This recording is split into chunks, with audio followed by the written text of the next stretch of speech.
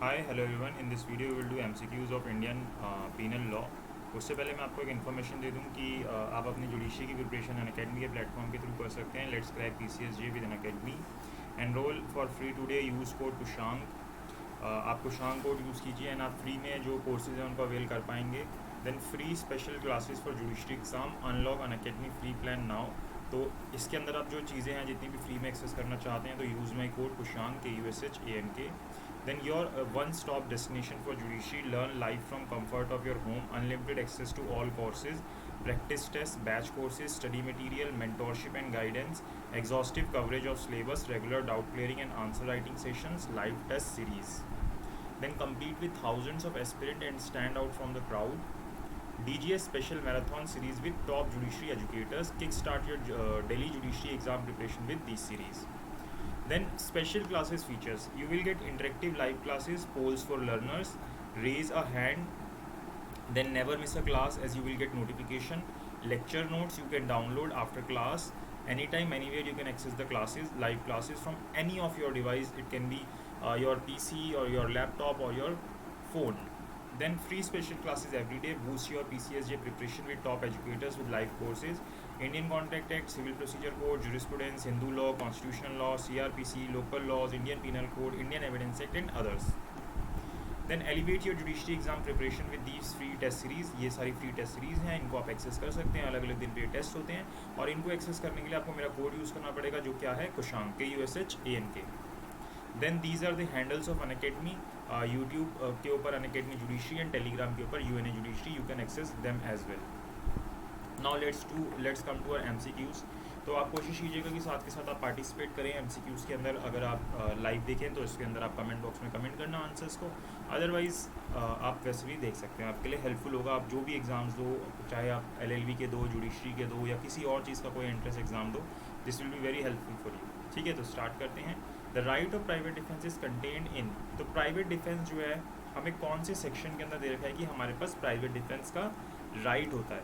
तो जो private defence का राइट है हमें कौन से सेक्शन के अंदर दे रखा है, हमें सेक्शन 96 ऑफ IPC के अंदर दे रखा है, क्योंकि यहीं पे हमें बता रखा है कि वी कैन अवेल या we can take the private defence against anything which is occurring against us. कोई भी चीज़ अगर आपके अगेंस्ट हो रही है उसके लिए आप प्राइवेट डिफेंस ले सकते हो। तो इसका आंसर C होगा। सेक्शन 96 ऑफ IPC के अंदर हमें प्राइवेट डिफेंस के राइट के बारे में बताते हैं। Then imprisonment for non payment of fine shall terminate. अब यहाँ पे 271 के अंदर पूछ रहे हैं कि जो इम्प्रिजमेंट है, ठीक है, अगर आप फाइन पे नहीं करते तो वो कब टर्मिनेट होगी, जब आप फाइन पे कर देंगे या on expiry of term of imprisonment for non payment की जितने टाइम के लिए आपको जेल भेजा गया उतना टाइम हम बिता के आ जाते हैं, या बोथ A and B या 1।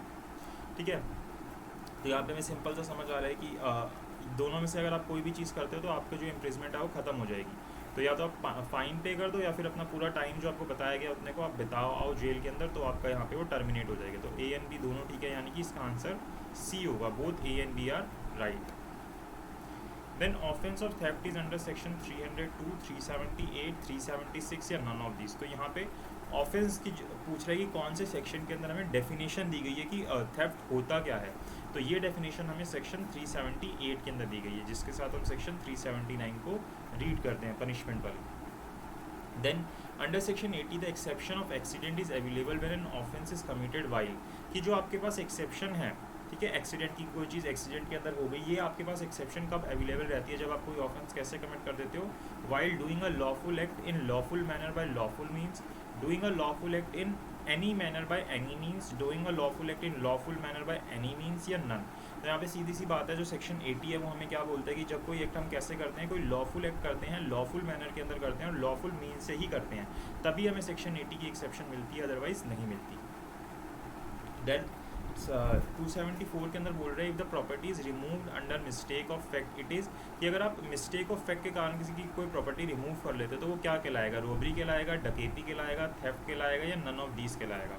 ठीक है, तो अगर आप मिस्टेक ऑफ फैक्ट के अंदर कर लेते तो इनमें से कोई भी ऑफेंस वो नहीं होगा। तो इसका आंसर क्या होगा, नन ऑफ दीज। ना ही रॉबरी है, ना ही डकैती है और ना ही वो थेफ्ट है, क्योंकि आपने मिस्टेक ऑफ फैक्ट के कारण उस प्रॉपर्टी को रिमूव किया था। देन सेक्शन 275 के अंदर पूछ रहा है अनलॉफुल असेंबली कंसिस्ट ऑफ 5 और मोर पर्सन्स। ठीक है जी, हुज कॉमन ऑब्जेक्ट इज, जिसका कॉमन ऑब्जेक्ट क्या होता है, to resist the execution of any legal process, to commit any mischief with criminal force, to commit any offence या ऑल ऑफ द अबव। तो सीधी सी बात है, अनलॉफुल असेंबली के बारे में पूछ रहे हैं कि अनलॉफुल असेंबली के अंदर क्या चीज़ होती है। तो अनलॉफुल असेंबली के अंदर ये तीनों ही चीज़ें होती हैं, तो यानी कि इसका आंसर क्या होगा, डी होगा, all of the above. D answer हमारा ठीक होगा। Then section 82 of IPC enunciates a presumption of fact, a refutable presumption of law, a conclusive और irrefutable presumption of law या none। कि सेक्शन 82 ऑफ आईपीसी क्या चीज़ हमें show करता है। तो जो सेक्शन 82 है आईपीसी का, वो कंक्लूसिव और irrefutable presumption of law के बारे में हमें चीज़ को शो करता है। तो इसका आंसर क्या होगा, सी होगा। Then section question number 277, A ask his servant to beat B, the servant did so. भाई ए ने अपने सर्वेंट से बोला कि आप बी को पीट दो, और सर्वेंट ऐसा कर देता है। तो A is guilty of criminal conspiracy, A is guilty of criminal assault, A is guilty of abetment by instigation या नन ऑफ दीज। तो यहाँ पे वो कौन सा ऑफेंस कर रहा है, यहाँ पे वो कौन सा ऑफेंस कर रहा है, A is guilty of abetment by instigation, section 107 के अंदर जो हम पढ़ते हैं कि जो सबसे पहला ही जो फर्स्ट क्लॉज आता है कि आप इंस्टिगेशन के थ्रू भी कोई ऑफेंस कर सकते हो, तो ये वही ऑफेंस हो रहा है यहाँ पे। तो इसका आंसर सी होगा। देन 278 पे आते हैं, definition of criminal conspiracy is given in IPC. Criminal conspiracy की डेफिनेशन जो है हमें कौन से सेक्शन के अंदर दे रखी है, तो ये बहुत ही मतलब एक कॉमन सा क्वेश्चन है जो कि हमें याद रहता है हमेशा। तो ये जो डेफिनेशन हमें सेक्शन 120A के अंदर दे रखी है, जिसको हमने बाद में अमेंडमेंट के थ्रू ऐड ऑन किया था आईपीसी के अंदर, ठीक है। उसके बाद सेक्शन 379 ऑफ आईपीसी डिफाइंस की जो सेक्शन 379 है वो हमें क्या बताता है, रॉबरी, एक्सटॉर्शन, थेफ्ट या पनिशमेंट फॉर थेफ्ट। इस तरीके का क्वेश्चन आपके सामने आ चुका है, तो ये आपको पता ही है, वहाँ पे भी मैंने आपको बताया था। तो यहाँ पे हमारा आंसर क्या होगा, इसका हमारा आंसर होगा D, punishment for theft. Theft हमें 378 के अंदर बता रखा है, उसकी पनिशमेंट 379 के अंदर बता रखी है। पनिशमेंट फॉर क्रिमिनल कॉन्स्पिरेसी, तो यहाँ पे क्रिमिनल कॉन्स्पिरेसी 120A में, तो उसकी पनिशमेंट कहाँ पे हमें बता दी जाएगी, उसकी पनिशमेंट हमें बता दी जाएगी 120B के अंदर, है ना। तो इसका आंसर क्या होगा, ए होगा। Then which is an essential ingredient of sedition, sedition का एसेंशियल इंग्रेडिएंट कौन सा होगा, dishonest intention, malafide intention, word spoken must cause public disorder by act of violence, word spoken must be capable of exciting disaffection towards the government. तो अगर आपको sedition करना है, sedition का ऑफेंस आप जानते हैं कि कौन सा होता है, तो वहाँ पे क्या होना चाहिए कि आपके इस तरीके के वर्ड्स होने चाहिए जो कि लोगों को एक्साइट कर सके, जिसके अंदर वो गवर्नमेंट के टुवर्ड डिसअफेक्शन शो कर सके, डिसअफेक्शन शो करे। तो ये इसका आंसर क्या होगा, डी होगा 281 का। देन हमसे पूछता है section 84 of IPC provides for, section 84 के अंदर हमें क्या दे रखा है, medical insanity, legal insanity, moral insanity या नन। तो हमें किस तरीके की इंसैनिटी दे रखी है सेक्शन 84 के अंदर, वो हमसे यहाँ पे पूछ रहा है। तो किस तरीके की इंसैनिटी दे रखी है, लीगल इंसैनिटी दे रखी है, ठीक है। मेडिकल या मोरल इंसैनिटी नहीं है, ये लीगल इंसैनिटी है, जिसके अंदर हमें बता रखा है कि इंसैनिटी क्या होती है। देन 283 के ऊपर आते हैं, विच is correct, amount and intensity of disaffection is immaterial under section 124A except in dealing with the question of punishment, ठीक है।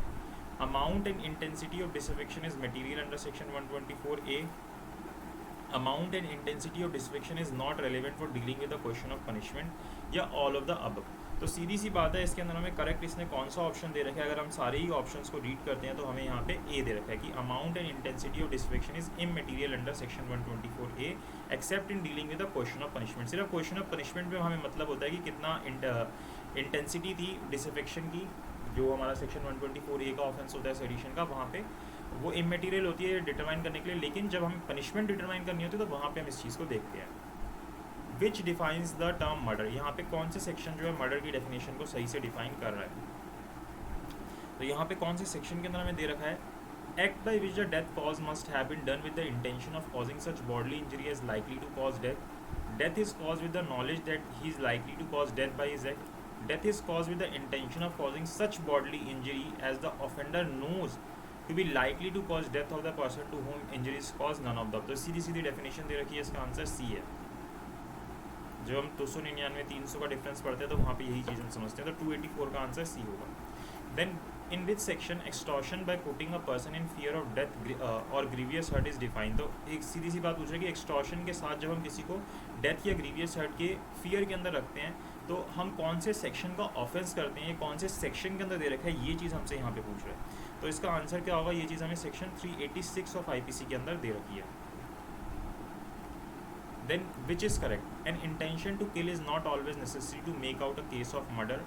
a knowledge that natural and probable consequence of an act could be death could be out of case of murder both A and B or none of these।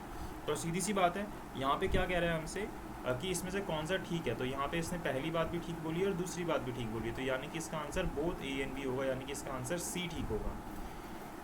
287 के ऊपर आते हैं। X having a sufficient food does not provide some food to a beggar who dies of hunger। तो X is guilty of attempt of assault, attempt of murder या none of these। भाई मेरे पास बहुत सारा खाना है, सामने वाले के पास नहीं है और मैं उसको खाना नहीं दे रहा हूँ, तो यहाँ पे मैं कौन सा ऑफेंस कर रहा हूँ? कोई भी ऑफेंस नहीं कर रहा, क्योंकि मेरी कोई वो थोड़ी ना बनती है ड्यूटी की मैं किसी को, ये तो मॉरल ऑब्लिगेशन बनती है, तो वो कोई ऑफेंस नहीं होता।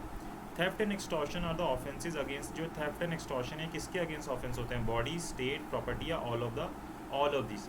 तो यहाँ पे ये जो ऑफेंस है किसके अगेंस्ट होता है? प्रॉपर्टी के अगेंस्ट होता है, थेफ्ट या एक्सटॉर्शन जो होता है, तो इसका आंसर सी ठीक होगा। डिसलोकेशन ऑफ टूथ इज अगर हम किसी के दांत तोड़ देते हैं तो क्या है? सिंपल हर्ट है, ग्रीवियस हर्ट है, असॉल्ट है या नन ऑफ दीज है?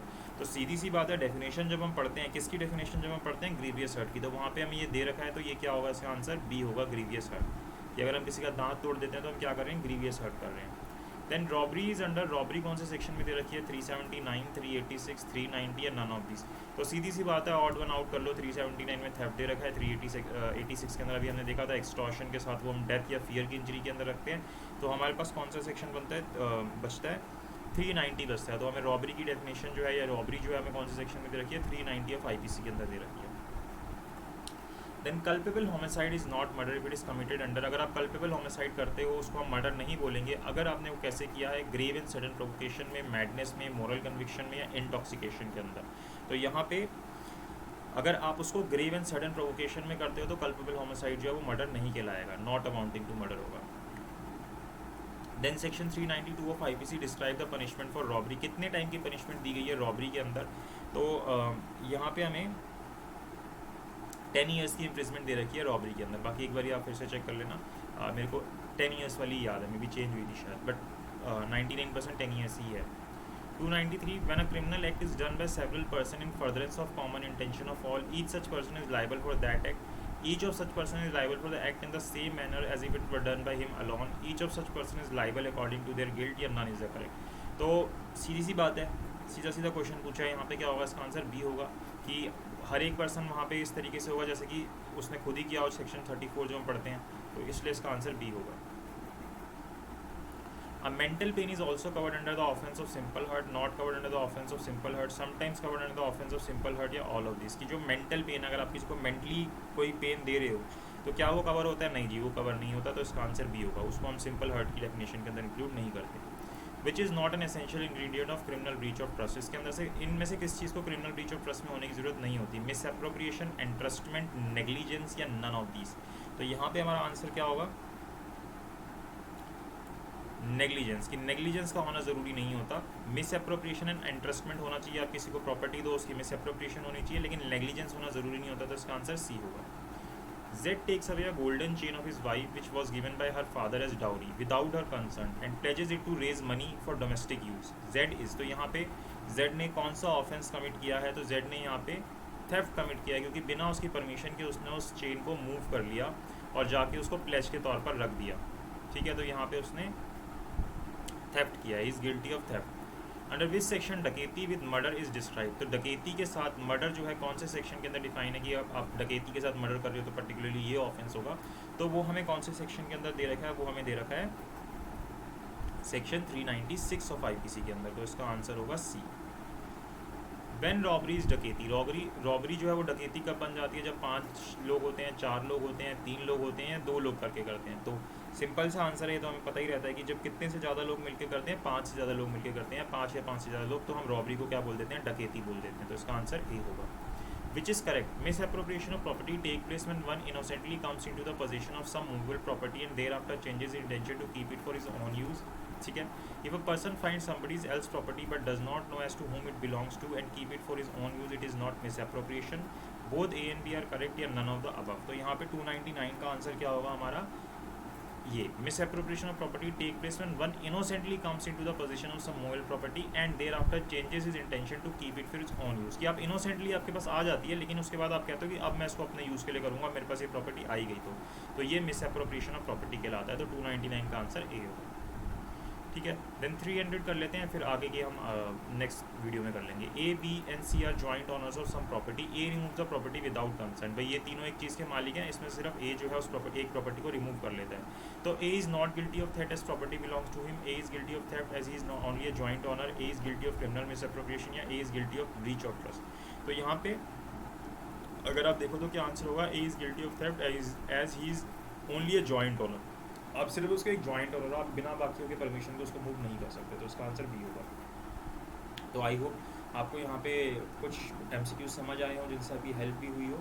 अगर आपको वीडियो अच्छी लगी हो तो प्लीज़ लाइक कीजिएगा, शेयर कीजिएगा और चैनल को सब्सक्राइब ज़रूर कीजिएगा, और अपने फ्रेंड्स के साथ भी शेयर कीजिएगा जो भी प्रिपरेशन कर रहे हो, जहाँ पे भी आपका क्रिमिनल लॉ सिलेबस के अंदर हो, उनके साथ इसको शेयर कीजिएगा ताकि उनकी भी हेल्प हो।